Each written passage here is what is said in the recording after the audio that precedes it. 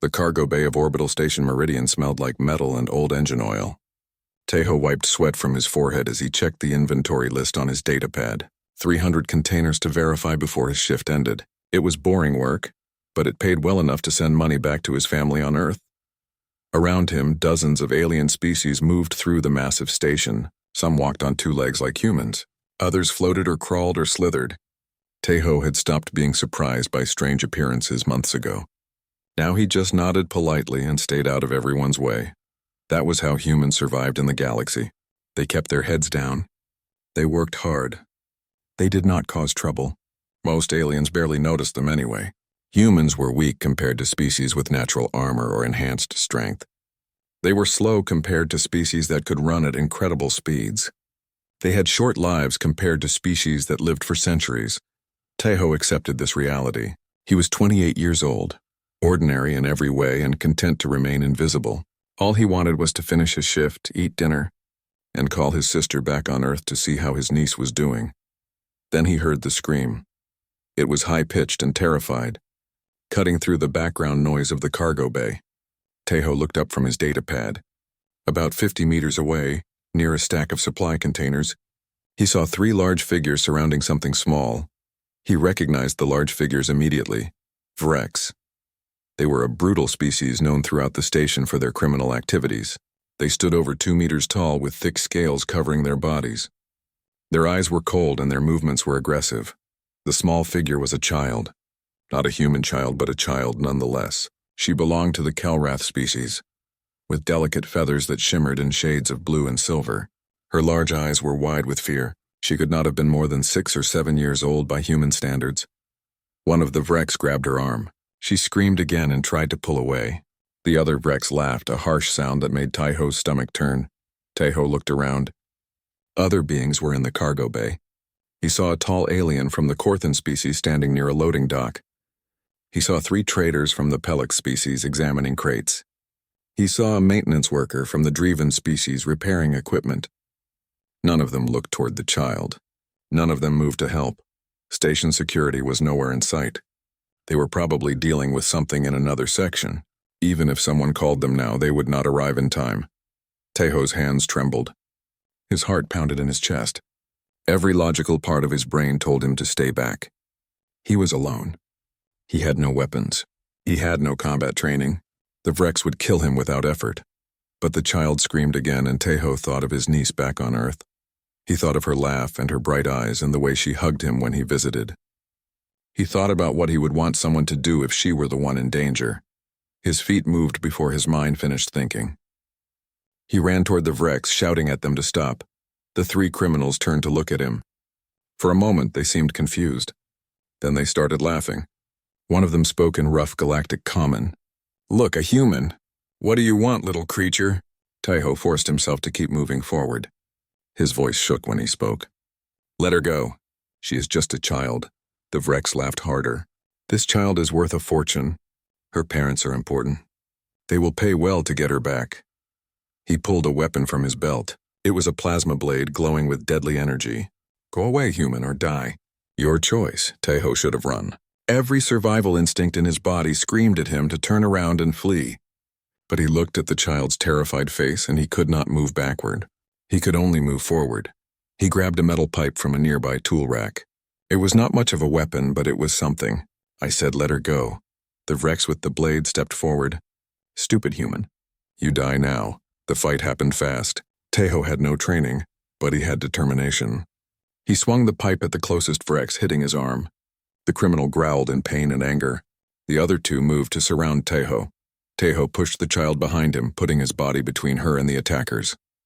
The Vrex with the plasma blade struck. The weapon cut across Tejo's left arm. Pain exploded through his body, white-hot and overwhelming. He bit back a scream and stayed standing. Another blade appeared.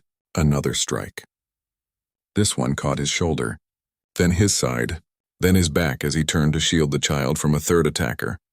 Blood soaked through his uniform. His vision blurred. His legs wanted to collapse, but he did not fall. He could not fall. If he fell, they would take the child. Tejo used cargo containers as shields, dragging himself and the child behind them. The Vrex followed, slashing at him again and again. 4 wounds. 5. 6. Each one felt like fire spreading through his body. His hands could barely grip the pipe anymore. His breathing came in ragged gasps. The child cried behind him. He felt her small hands clutching his leg. She was saying something in her own language. Words he could not understand, but he understood the fear in her voice. "It will be okay," he told her, though he was not sure if she understood him. "Help is coming. Just stay behind me."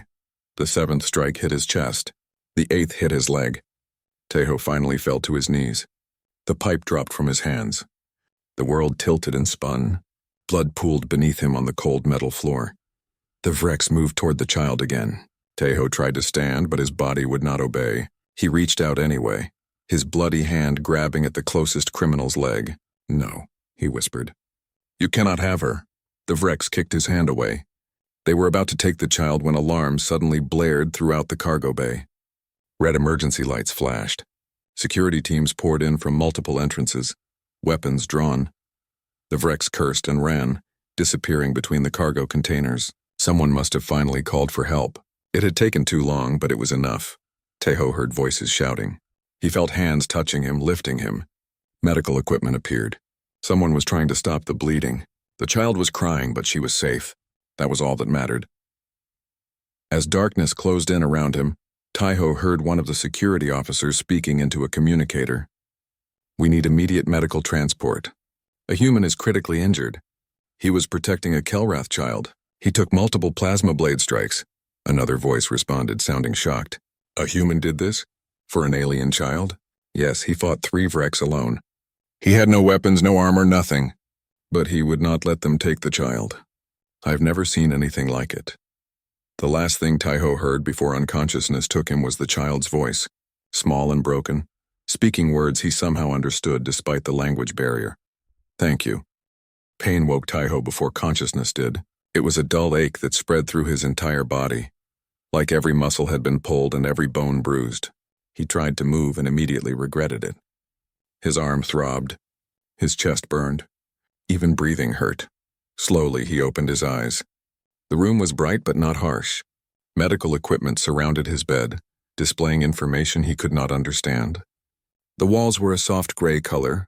Everything looked expensive and far nicer than the basic medical bay he expected. Then he saw them. 5 figures stood around his bed, watching him in complete silence. They were Kelrath, the same species as the child he had protected. But these were not civilians. These were warriors. Each stood over 2 meters tall. Their feathers were not soft and delicate like the child's. Instead, they looked sharp and metallic, colored in deep blues and silvers that seemed to reflect light like polished steel. They wore armor marked with symbols Tejo did not recognize. Their eyes were intense and focused, watching his every movement. Tejo tried to sit up. His body protested, but he managed to prop himself against the pillows. "Where am I?" His voice came out rough and dry. One of the warriors stepped forward. He was the largest of the group, with feathers that shone like dark sapphires. When he spoke, his voice was deep and carried weight. "You are in a private medical facility on Orbital Station Meridian. You have been unconscious for 18 hours. The child," Tejo said immediately. "Is she safe?" Something changed in the warrior's expressions.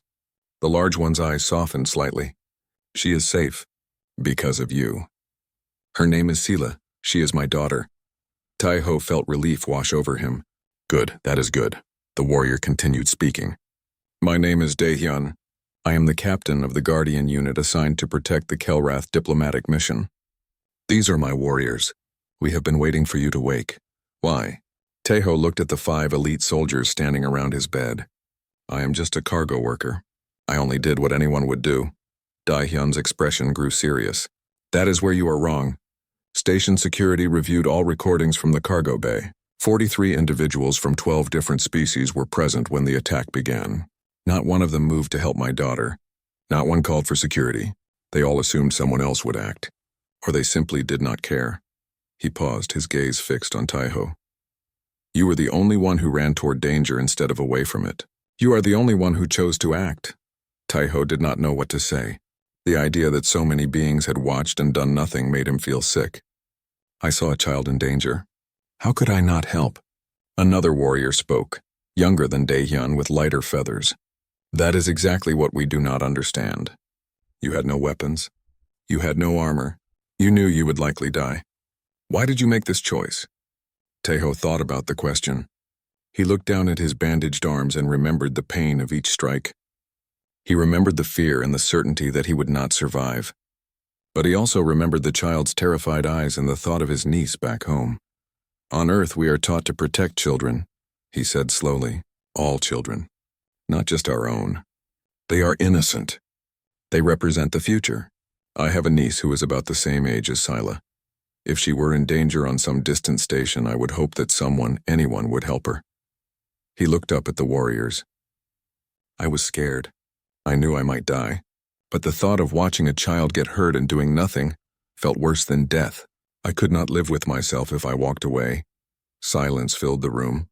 The warriors looked at each other, communicating something through expressions Tejo could not read. Finally, Dahyun spoke again.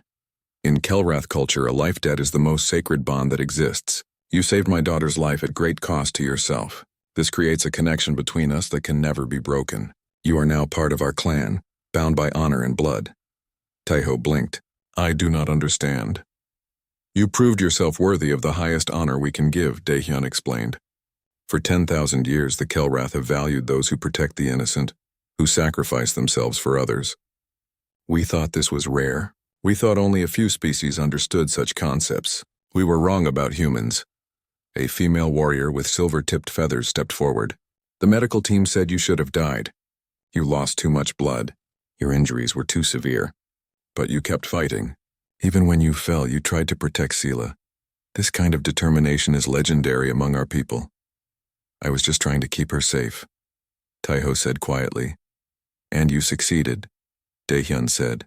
The Kelrath Council has declared you a hero of the nest. It is a title given to only 37 individuals in our entire history.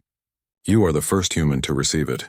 You are the first non-Kelrath to receive it in 300 years. Tejo felt overwhelmed. I do not want glory or titles. I just wanted her to be safe. That is why you deserve them, the young warrior said with respect in his voice. Dahyun pulled out a small device and activated it. A holographic display appeared, showing news broadcasts from across the station and beyond. Tejo saw his own face on screen after screen. He saw footage of the fight recorded by security cameras. He watched himself take strike after strike while protecting Sila. This story has spread throughout the Galactic Assembly, Dahyun said. Billions of beings have seen what you did. Some admire you, some do not understand you, but all of them are talking about the human who sacrificed himself for an alien child. Tejo watched the broadcasts with growing discomfort. He saw commentators debating his actions. Some called him a hero. Others called him foolish. Some praised human compassion. Others dismissed it as weakness. I did not want this attention, he said. I know, Dahyun replied. But you have it regardless. And you must understand something important. What you did has changed how many species view humanity. For years, humans have been dismissed as weak and unremarkable. Now they are being recognized for something far more valuable than physical strength. The female warrior spoke again. My name is Soo-hyun. I have studied many species' cultures and histories. I have found very few examples of beings willing to sacrifice themselves for unrelated offspring, especially offspring from other species. This kind of compassion is extremely rare in the galaxy.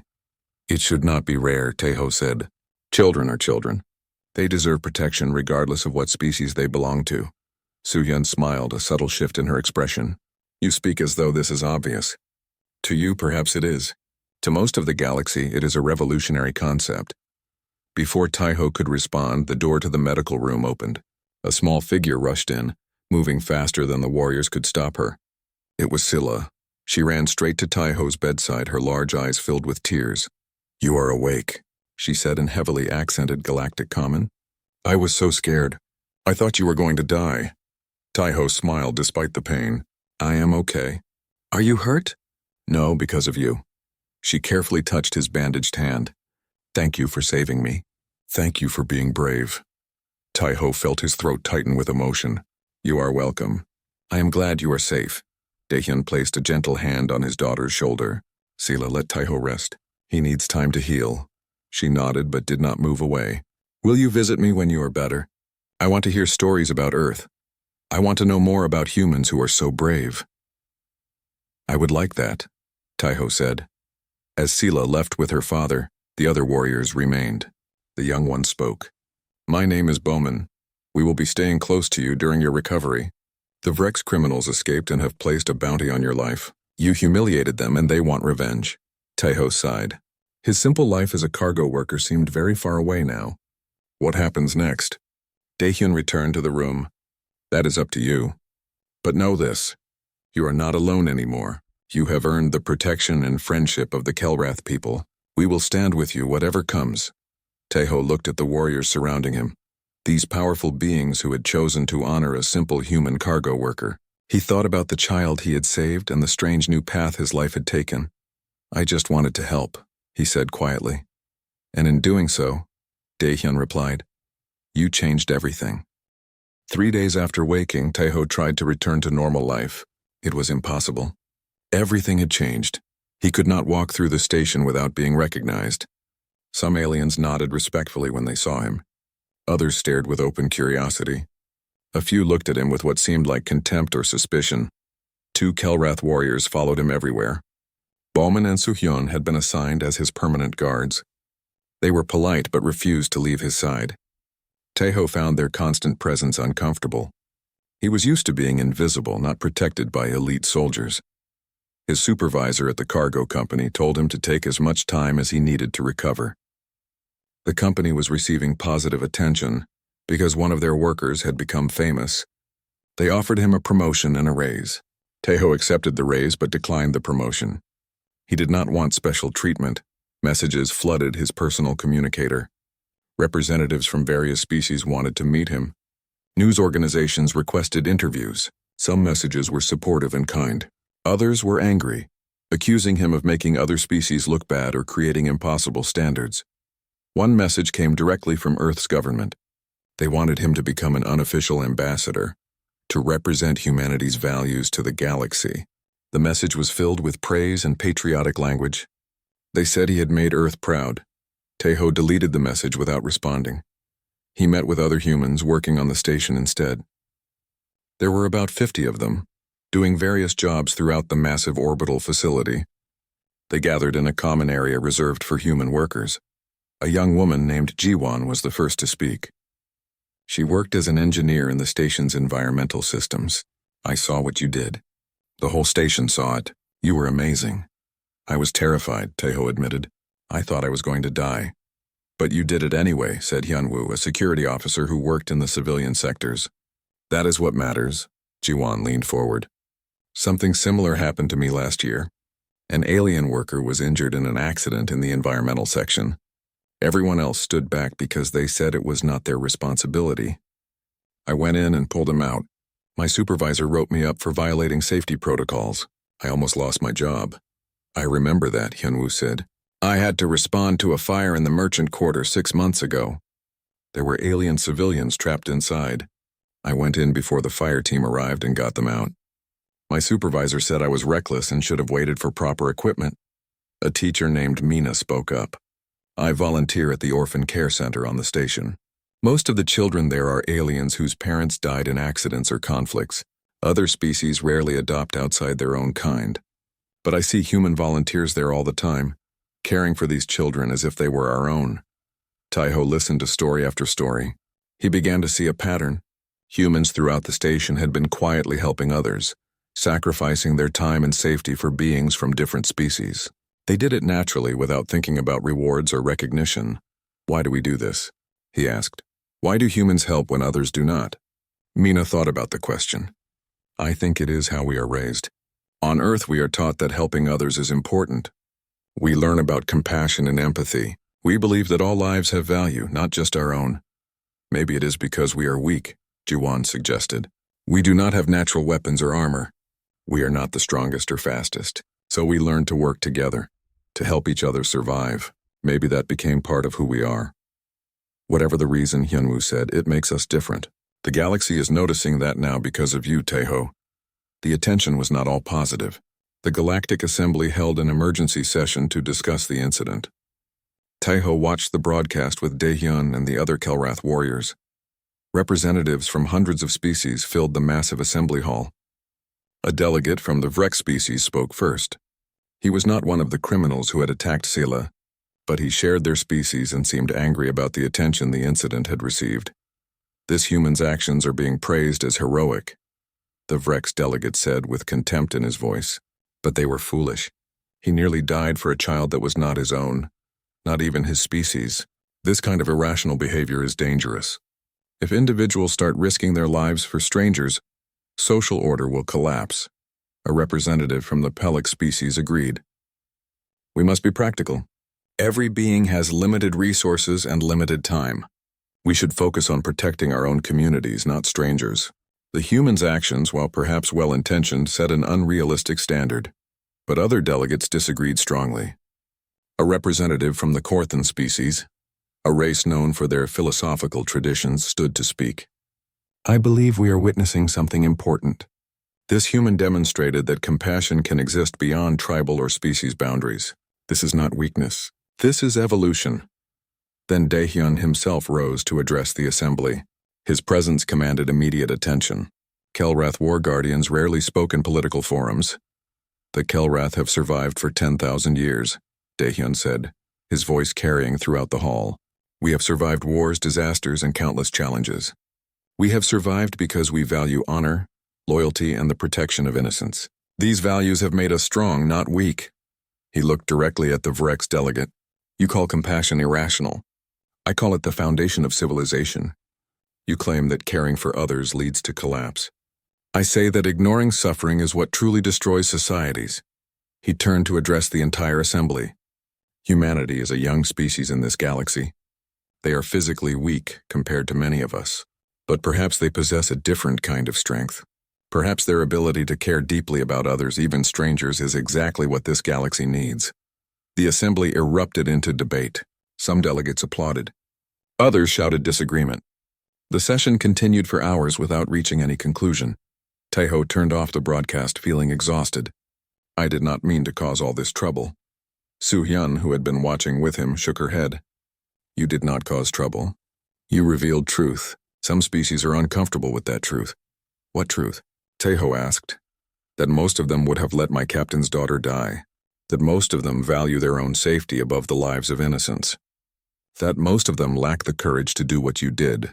Bowman added, they are not angry at you. They are angry at themselves for their own inaction. That night, Taeho received a message from his sister back on Earth. She had seen the news coverage. She told him how proud she was, how his niece had watched the videos and declared she wanted to be brave like her uncle. His sister also said something that stayed with him. You showed the galaxy who we are. Not the strongest or smartest, but people who care, people who help. I hope they remember that. Taeho sat alone in his quarters thinking about everything that had happened. His life had become complicated in ways he never imagined. But when he closed his eyes, he saw Sila's face. He remembered her safe in her father's arms. If he could go back to that moment in the cargo bay knowing everything he knew now, would he make the same choice? The answer was immediate and certain. Yes, he would do it again. Because some things mattered more than safety. Some things mattered more than a quiet life. Children deserved protection. Innocents deserved defenders. That was not complicated philosophy or political debate. That was just being human. Daehyun insisted that Taeho learn to defend himself properly. Taeho protested at first. He was a cargo worker, not a soldier. But the Vrek's criminals were still free, and the bounty on his head made him a target. The training began in a private facility reserved for the Kelrath Guardian Unit. The room was large and empty except for practice equipment and weapons racks along the walls. Taeho stood in the center, feeling out of place among the elite warriors. Bowman was his primary instructor. The young warrior was patient but demanding. You have courage, he told Taeho. Now you need skill to match it. Courage without ability only gets you killed. The first week was brutal. Taeho's body, still recovering from his injuries, protested every movement. He learned basic defensive positions, how to dodge strikes, how to use his environment as a weapon. He fell dozens of times. His muscles screamed. His scarred wounds ached, but he did not quit. Every time he fell, he stood back up. Soo-hyun taught him tactical thinking. You cannot match most species in strength or speed, she explained. So you must be smarter. You must see 3 moves ahead. You must turn your weakness into advantage. She showed him how to use smaller size to move through tight spaces, how to use leverage to overcome stronger opponents, how to identify weak points in armor and anatomy. The lessons were technical and complex, but Taeho absorbed them quickly. You learn fast, Soohyun observed after their 5th session. Faster than I expected. I am motivated, Taeho replied, thinking about the bounty on his head.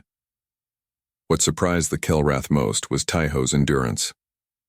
During long training sessions, the warriors needed breaks to rest and recover. Taeho just kept going. His body was built for persistence, for pushing through exhaustion.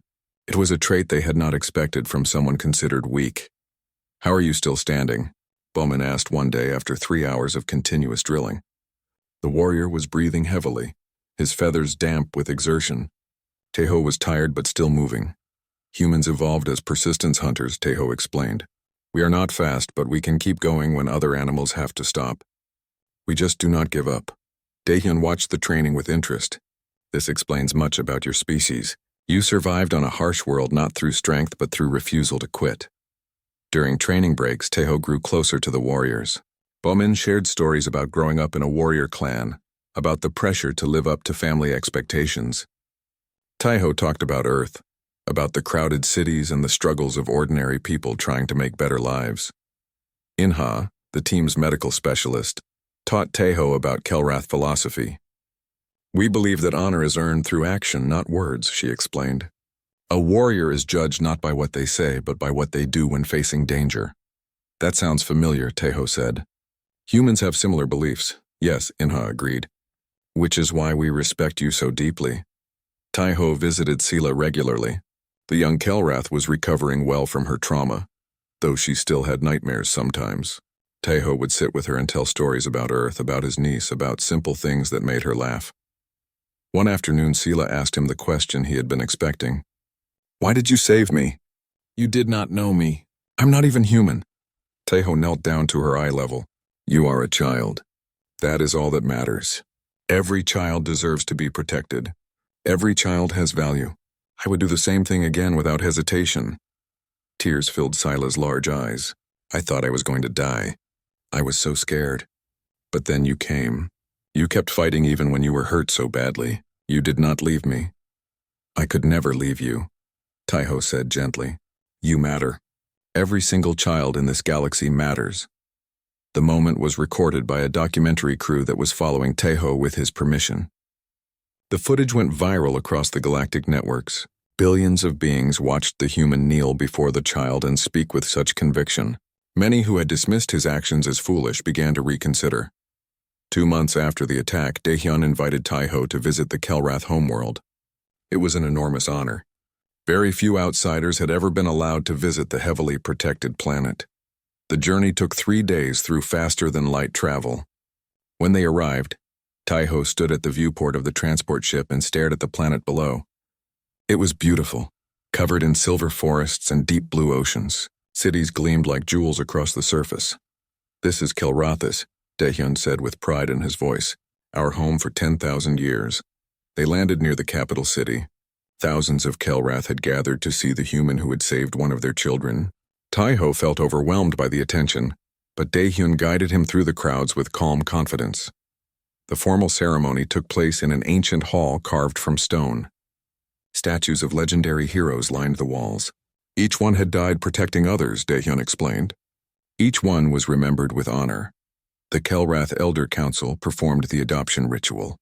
Through ancient words and symbolic gestures, Taeho was formally welcomed into Daehyun's clan. He became Sela's honorary uncle, bound by tradition and law to protect her as family. You are one of us now, Daehyun said, placing a ceremonial band around Taeho's arm. Not by blood, but by bond. This connection can never be broken. Taeho felt the weight of the moment. He was the first human to receive such an honor. The bond between his species and the Kelrath people had just grown immeasurably stronger. While Taeho was on the Kelrath homeworld, disaster struck back at Orbital Station Meridian. The Vrex criminals launched their revenge attack. They planted explosives throughout the human residential quarter, intending to kill dozens of civilians. Jiwon discovered the devices during routine maintenance work. She immediately understood what they were and how much damage they would cause. She could have evacuated. She could have saved herself and let the security teams handle it. Instead, she called Hyunwoo, the security officer, and together they began disarming the explosives. It was dangerous work. One mistake would kill them both and destroy everything around them. They worked for 2 hours, carefully disconnecting wires and neutralizing charges. Other humans helped evacuate the area while Jiwon and Hyunwoo stayed with the bombs. When they finally disarmed the last device, hundreds of lives had been saved, including many non-human residents who lived nearby. The security footage showed everything. Once again, humans had risked their lives to protect others. Once again, they had chosen compassion over self-preservation.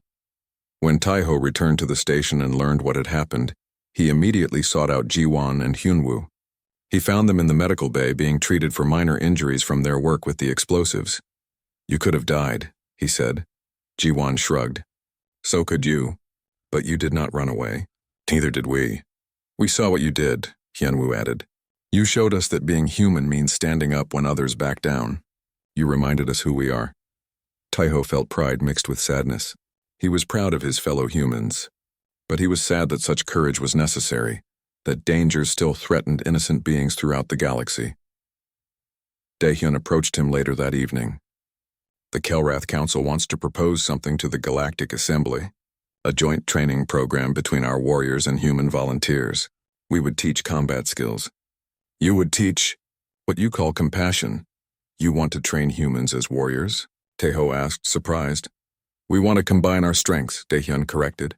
"Kelrath honor and discipline with human empathy and persistence. Together, we could create something unprecedented. Guardians who protect all beings, regardless of species." Taeho thought about it. He thought about Sela, safe because someone cared. He thought about Jiwon and Hyunwoo, risking everything for strangers. He thought about the galaxy and all the innocents who needed defenders. "I will help," he said. "Whatever you need." Daehyun smiled, a rare expression for the serious warrior. "I knew you would. You are, after all, one of us now." 6 months passed. The galaxy changed in ways both small and large. The Galactic Assembly debated for weeks before finally passing the Protection Accord. The new law stated that all sapient beings had a moral duty to protect endangered innocents when possible. Failure to help when able to do so became a punishable offense in Assembly territory. Many species opposed the law. They argued it was impossible to enforce and went against personal freedom. But the Kelrath pushed hard for its passage, supported by several other major civilizations who had been moved by Taeho's actions. The vote was close, but the accord passed. It would not change behavior overnight, but it established a new standard. Compassion was no longer optional or praised as exceptional. It was expected. Humanity's position in the galaxy improved dramatically. Human diplomats found themselves invited to important negotiations. Human trade agreements became more favorable. Human colonies received better protection, all because one ordinary cargo worker had shown the galaxy what humans valued most. The joint training program began with 40 volunteers, 20 human and 20 Kelrath. They called themselves the Bridge Guardians, representing the connection between their two species. Taiho became an instructor alongside Daehyun. He taught the human values of empathy and protection. He shared stories about why humans helped others, why they cared about strangers, why they believed all lives had value. The Kelrath taught combat skills, tactical thinking, and warrior discipline. They shared their culture of honor and sacrifice. Together, the two species created something unique, combining physical skill with moral purpose. The first graduating class received their assignments across the galaxy. They worked in pairs, one human and one Kelrath, protecting civilians in dangerous areas. They responded to emergencies. They stopped crimes. They saved lives.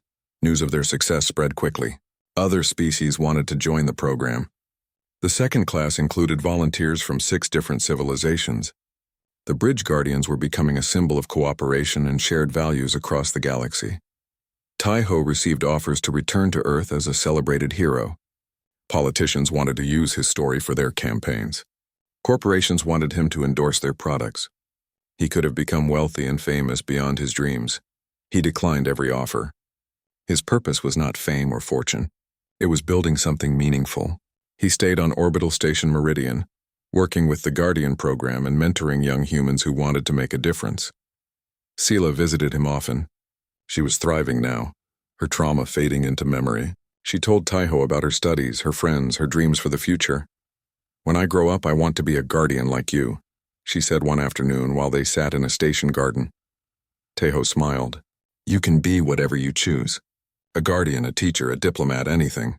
The galaxy will be better for having you in it, whatever path you take. But I want to help others like you helped me," Sila insisted.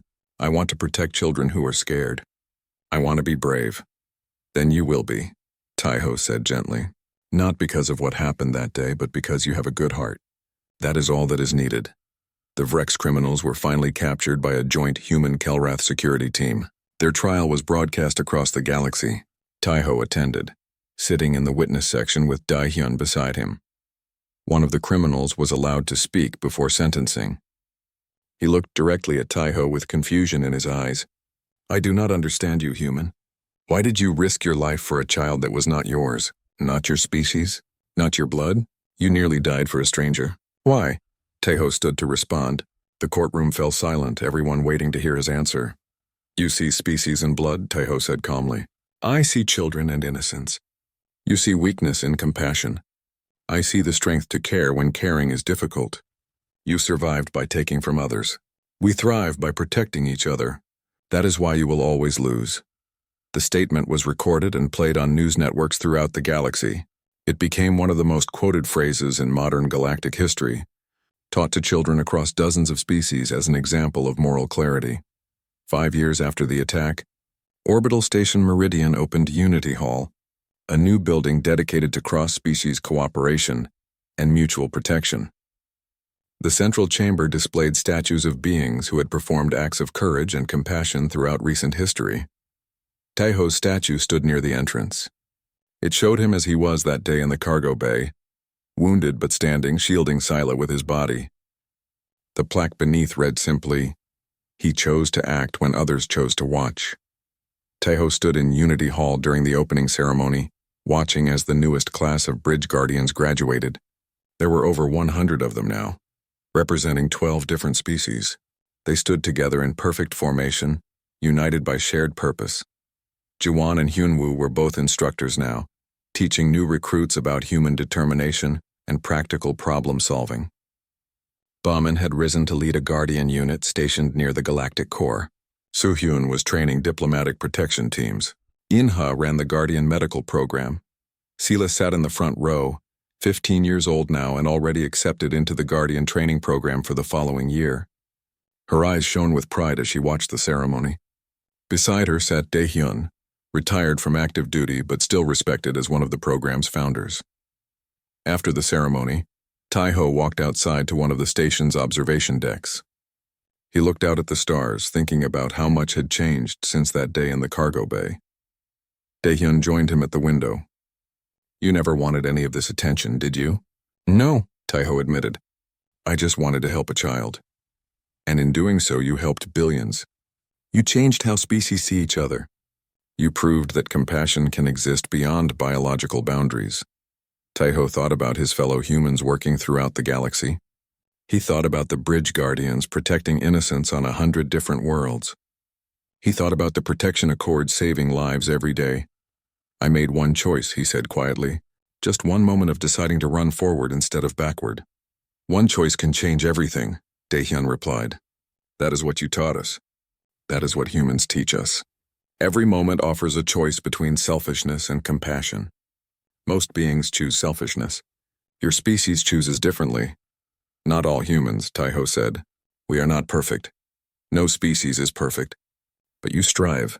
You try, you care. That is rare and precious in this galaxy."